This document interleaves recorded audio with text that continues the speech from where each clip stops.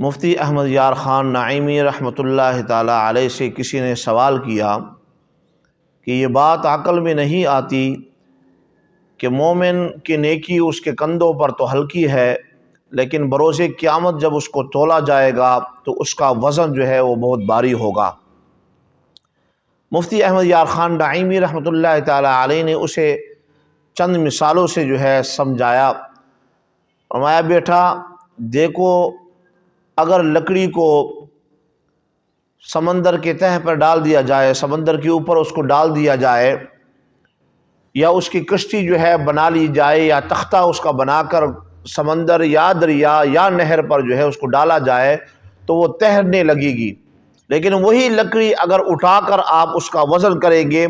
تو وہ ضرور جو ہے اس کا وزن جو ہے آپ کو محسوس ہوگا، وہ وزن دار ہوگی۔ پھر آپ نے اس کو پانی کی مثال دے کر پانی سے سمجھایا کہ پانی اگر مٹکے میں اس کو بھر لیا جائے، اس کو سر پر رکھ لیا جائے تو وہ بھاری محسوس ہوگا، لیکن وہی پانی اگر دریا، نہر یا کنویں کے اندر ہو اور آپ اس کے نیچے تہہ کے اندر بیٹھ جائیں اور آپ پر لاکھوں من جو ہے پانی اوپر بھی ہو تو آپ کو ہلکا جو ہے وہ محسوس ہوگا۔ تیسری مثال سے آپ نے سمجھایا کہ بیٹا دیکھو، سونے کو جو ہے، سونے کے اوپر اگر موتی جوڑ لیے جائیں اور اس کو پانی میں رکھ لیا جائے اور پھر